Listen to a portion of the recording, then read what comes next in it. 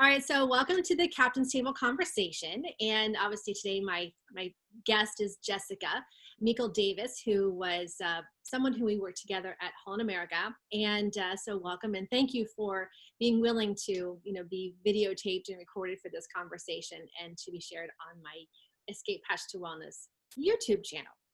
Well, thank you for having me. Absolutely. It's nice to see your beautiful face. And yours as well. It's been a long time. I think the last time I saw you in person was maybe your wedding, when I came to your wedding. Oh, yeah. That was a long time ago. 2 kids and a divorce later. Yeah, there you go. Because I saw you in Fort Lauderdale. That was when we were bringing my dad's boat from Florida back to Houston. Yep. And then the wedding happened after that. So, yeah. Oh my gosh, it's been way too long. So that was, how long were you married before Joe came along? We were married in October of 2005, and Joe came along May of 2007. Wow. It's about a year and a half. All right. We were pregnant by our 1-year anniversary. Okay. Well, lots to practice. Yeah. And then sometimes I think practice made perfect. Sometimes I'm not so sure. Well, since it's been 15 years since I actually saw you in person. Oh, no, I saw you in Orlando. You happened to be, we were in Orlando for, was it an anniversary? And you happened to be there with your parents. You were like passing through town on your way to a cruise or something. That sounds right. You saw my post on Facebook and said, "Oh my God, I'm here too." And then we met. That's right. That was right after my divorce. Wow. I think because I went on a cruise with my parents to kind of get away from it all. And what year was that? Do you remember? We were divorced in 2012. All right. So we were there. It was my birthday. It was my birthday we were there for. Yeah. And I got to meet your husband. That's right. Yes. We were not married yet. No, I don't think. No, you weren't. No. I just met him basically. That was 2012. Yeah. We had just basically met then. Because we got married in 2014. The years I can't believe it's been so long since we've been on ships. I can't either. But the one thing that, which would, I think this would be something that maybe a normal person, not that we're not normal, but that sounds really bad. But we're not normal. We're not normal. Because, when you work on ships, though, the one thing that I was always so blown away by is that years could go by between, when you first work with someone and then when you saw that person again. And it was like time stood still. Like it could have been 5 years, it could have been 15 years, it could have been 8 years, but still time stands still. Like the friendship just seems to click. And, our bonds are different.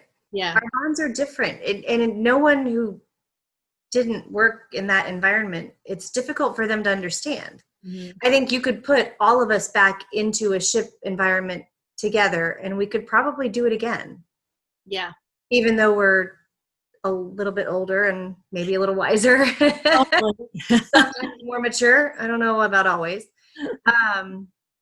It's such a, time stood still on ships but it was so much faster too. I remember we used to talk about dating on ships. You'd meet, you'd go for a drink in the OB, and then the next day you were practically married. Yeah. Like weren't, because it wasn't real life. And then you'd get off of ships and things were different. But everything was so advanced. I don't know. We had to rely on each other so much more. Yeah. Well, you live and eat and breathe and everything in between with a group of people who may not be people who you would be friends with if you were at home. And right. That's something that the adaptability, I think when it comes time for somebody who worked on board ships, we have an ability to adapt. We're like chameleons in many ways that are different than a typical working environment. And the level of tolerance that we have for other people, environments, opinions is a lot more expansive than the average person. at least from what I've have seen and experienced from working on land as well. And you've been working on land for how many years now? A lot of years and in a completely different environment. Yeah. So going from cruise ships to planning special events and selling boats and yachts, which was not too far different, and then to working in decorative concrete. That one, but managing people. My dad always said if you can manage people in one industry, you can manage people in any industry. And that's true. However, the people are very different. Yeah, I would agree, because people are different. And having worked, so initially when I left ships, I went to work in real estate. So I was working for a private developer here in Naples, and Joe Franey, who was previously the president of Ritz-Carlton, had been looking for someone who was a cruise director, because they wanted a cruise director to run their social events, to do all their planning. And that's the thing that he wanted. So obviously I fit the bill for it from having been that cruise director. So I worked in that environment, and it was because he hired people from hotels. So hotels and cruise ships, very, very similar work ethic, expectations, and especially when they're Ritz-Carlton employees, ex-employees, you really have very high standards. So that was an easy fit. But when I went to go work for Del Webb and open up the Pulte, an age-restricted up in Tennessee, working with people who were in construction or who were in real estate sales, just thought at moments that I was just this not odd person, but I was eclectic. I think they tolerated me very well.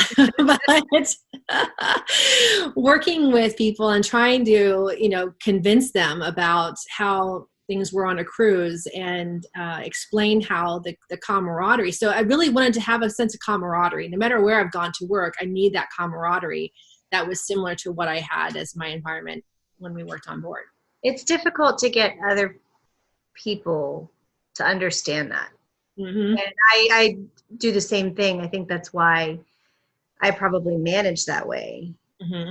And it throws people off guard a little bit. Do you find yourself trying to mother them too a little bit? Yeah, sometimes I have to though, and that I don't want to. But I have a family business, so it's typically run kind of like a family, and my family's also very eclectic. Yes, you come from good people, that's for sure. Yep, I do. Sometimes stubborn, sometimes my dad comes leaping to mind. Yeah, but you know what? It's okay. It is. It's absolutely okay. So with that, we know that life on board ships is completely different than life on land, as we both have been experiencing quite a bit over the past number of years, obviously. But is there anything that you can think of that you really miss about working on ships? All of it. Oh, I don't know that I could go back to. I mean, obviously, as you're older and kids and whatnot, but I miss my backyard being different every time I woke up. Mm-hmm. Being able to look out your window and it's a completely different landscape. Yeah. And even might be, we used to say it was like Groundhog Day. Tuesday, it must be Juneau. Wednesday must be Skagway. Oh, it's Glacier Bay Day. Must be Thursday. But you still knew that if you woke up on Tuesday in Juneau, some things were the same, but it was still a different landscape than what you saw yesterday. Mm-hmm. And different sunsets and different people. So I definitely miss the change of scenery. I love traveling and immersing myself in the cultures. Mm-hmm. But probably the camaraderie, the being so close with the people that you work with. Mm-hmm. And it was such a unique family. Yeah. Yep, I agree with you. And when you said about if it's Thursday, it's Glacier Bay Day. If it's Tuesday, it's Juneau. I remember sitting with guests at a dinner table once, and this question came up a lot. And whenever we did Life at Sea, people would always this is something that was invariably someone would say, well, don't you get bored?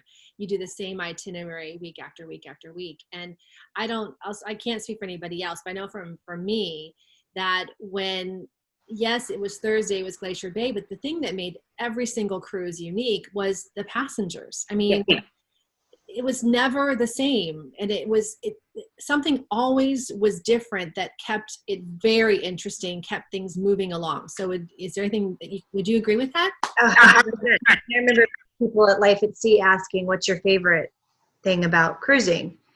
And I used to say my favorite and my least favorite was always the same thing. It was the people, because you experience the best of people and the worst of people. And everything in between. And having the different jobs, going from Club Hal to cruise director and having everything in between, it was also interesting. Remember, as cruise director, I was very young, and we tended to have an older clientele. Mm-hmm. And they would get on board, and I would come out for the welcome aboard show, and they'd look at me and they'd go, "You're too young to handle my cruise." And I could see the skepticism on their face. Mm-hmm. By the end of the cruise, I was being hooked up with all of their grandchildren. "We've got a grandson for you." And it was always fun to see that transition during the cruise of going from initial passenger to family by the end of the cruise. And that was really what it felt like. Mm-hmm. And I think I still keep in touch with some passengers. I know I still keep in touch with some passengers. Yeah. And it's been, 20 years? I know, I still do too. And they came from Holland America, because I had worked, when I left the first time, I had left as cruise director. And then when I went back as a port lecturer. And although, funny enough, I ran into passengers who knew me when I was a cruise director. It was funny. One day my phone rang. I was on the Voyager of the Seas, and my deck phone rang, and I answered it. And this person said, "Is this Yvette?" "Yeah." "Are you the same Yvette that's on the TV right now?" "Yeah." "Are you the Yvette that yeah." "Oh my gosh, we sailed with you." So I would get things like that happen to me quite frequently. Which is really cool. How did you get to work on ships in the first place? Like, what did you grow up wanting to do it? Where did that all come from for you? I had gone on cruises with my family every Christmas from the age of 8 or 9. Mm-hmm. And we were maybe 10, but I was on a cruise out of Hawaii on the American Hawaii Cruise Line. And the cruise director's name was Mark Martinez. For some reason, I want to say you knew him. Mark Martinez. I don't remember why. I think we'd had conversations. And he was doing some game in the dining room, which on that ship was their entertainment area as well. And it was my sister and I. And he was kind of going down the line and saying, "What do you want to be when you grow up? What do you want to do?" And I looked at him and I said, "I want your job." And he kind of went, "Moving on." And it stuck with me. I got off the stage, or whatever you call it, and I said to my dad, "I want to work on ships. I want to work on cruise ships." And he was like, "Okay, you can do anything you want to do as long as you get a college degree first." And I was like, "Okay." So I went to school for hotel restaurant institutional management. Mm-hmm. And got my degree from University of Delaware, and then decided not to do it right away. I met a chef and decided round 1 of the marriage train. That was short-lived. We broke up, got divorced. I moved down to Texas, and I sent out resumes and headshots to all the cruise lines. And I heard back from Holland America a week to the day that I sent my resume and picture, and they said, "Hey, do you want to work with the kid program?" And I was like, "What? It's a foot in the door? Okay." And I think it was maybe 10 days later, I was in Vancouver boarding the Maasdam, or getting ready to board the Maasdam. Right. So. And what year was that? 98. Okay. 1998. I remember because I stayed at the hotel the night before, and then they picked us up the next day and took us to the ship, and they weren't expecting me for a week. Oh, so where did you sleep then? They had a room for me. My first roommate's name was Penny. And she was the summertime Club Hal. And you can come say hi. What do you have on your face? A teardrop. Oh, Hi, okay. Joe. This is my son. You have a tear. Nice headphones. It needs a haircut. Shaggy head. Are you going to do it? You let your mom cut your hair? Oh, I why don't not? trust her. Sit up if you're gonna stay. If you're gonna be in here. Well, if it goes horribly wrong, she can just shave your head afterwards. No? No, ma'am. No? My husband let me cut his hair. Did he? Yeah, he did. It came out really good. Yeah. I don't know that I'd trust him. I think I'd let his dad do his hair. Oh, I'll really? let his dad do that one. No. He'll just shave it off. At one point, his hair was about as long as mine. Not quite, but he had really long hair. It was so pretty. He had the prettiest hair. I made him put it in a man bun once, and he said he got made fun of. So I think he cut it the next week. Anyway, all right, go away. Oh, you just elbowed me in the face. Sorry. We're videotaping. So anyway, so yeah, that's how I ended. So then they made room for me, and I did Club Hal the first summer, and they quickly moved me to cruise staff on the Westerdam. Okay. And then from the Westerdam, I was halfway through that contract, and they transferred me to the New Amsterdam in New Zealand. Okay. So. Well, and then let's just explain that Club Hal is the kids program on Holland America, which is always interesting to me because like the ships are not really built for kids. I remember the Club Hal room on one ship was that meeting room, like the half moon room behind the movie theater, and there was a nice window which let in nice ambient light, but there was a lifeboat that hung in front of the window. And we do movies. We had activities from 10 to 12, 2 to 4, and then 7 to 10, I think, every afternoon. And I don't sit still very well. Mm-hmm. So I was always looking to do something else in between those hours because there was a lot of free time as Club Hal. Yeah. So moving to cruise staff was a better fit for my ADD. Yeah, because as crew staff, very, very long hours as crew staff. Very long hours. And lots of talking. Yes, lots of socializing. And just one thing, but with being crew staff, you really can't wear your emotions on your sleeve. I remember I used to put a sign when I was cruise director. I gave the crew staff signs for the back of their cabin door. So the last thing that they saw before they walked out was "Smile, you're on stage," because you were on stage with the crew, with passengers, with the officers. I mean, you were always on. And if you were having a bad day, you had to leave it in your cabin and not bring it to work with you, which is a really, really challenging thing when because, things happen with the families at home, and, trying to go and do your work when you're worried about, your grandmother in the hospital or your parents having surgery or, your siblings getting sick. So it's a challenging thing to try and manage, to self-manage. Could not say hi to people. Yeah. And so, yeah, it didn't matter if you were having a bad day.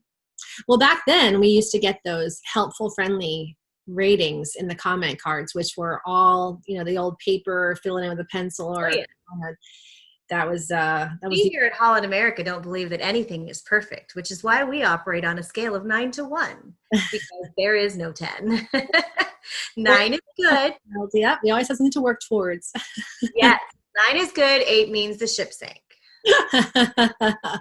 Oh yes, gotta love those comment cards. And that's one thing that has changed, I'm sure, because you've continued to cruise since then. But that's all that going online stuff with filling out your comment cards. I really don't like it. I think it's less personal, and I'm sure they get less return on the feedback. And maybe that's what the cruise lines want. I don't know. I'm not working for the cruise lines anymore. But I think that positive feedback that the crew could get every single week really was a good incentive, to continue working hard or harder. So not having that positive feedback is kind of a negative thing in my viewpoint, at least. I agree. And I think we used to get some funny comment cards. Yes, we did. I mean, the goods were always good. And I think I still actually have copies of some of my really good ones. Me too. Me too. I've kept a couple of them. Yep. In a box downstairs. I actually still have a card that you gave me after one of our contracts. Really? I'll have to see if I can find it. I'm pretty sure it's downstairs. I'll have to look for it.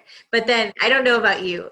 I had 3 or 2, at least 2 really bad comment cards, but they were so bad that they were funny and I had them memorized.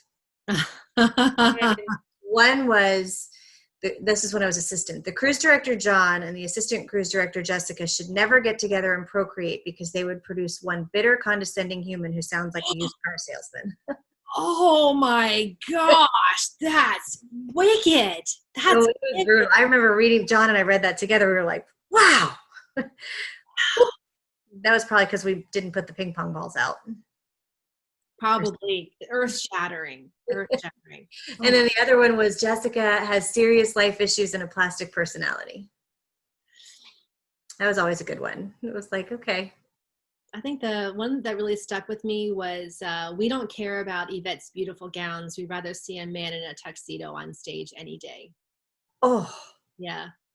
Yep. I remember standing with you in line. We used to joke about the crew because the Indonesian and Filipino crew were always so honest. Mm-hmm. And you'd get back on board and they'd be like, oh, you put on some weight. And we used to laugh. But the passengers were also so honest. And you're very tall and I'm very not tall. Yep.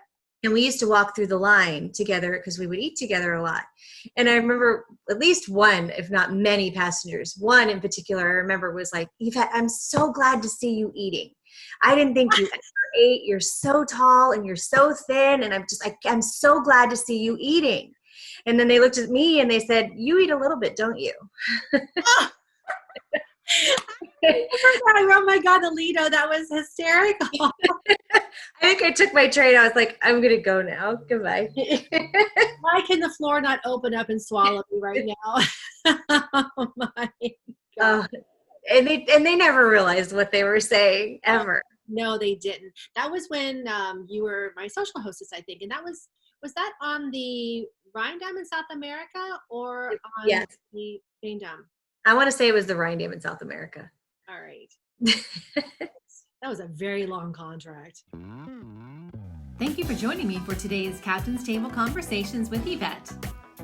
Stay tuned for more and be sure to like, share, and subscribe.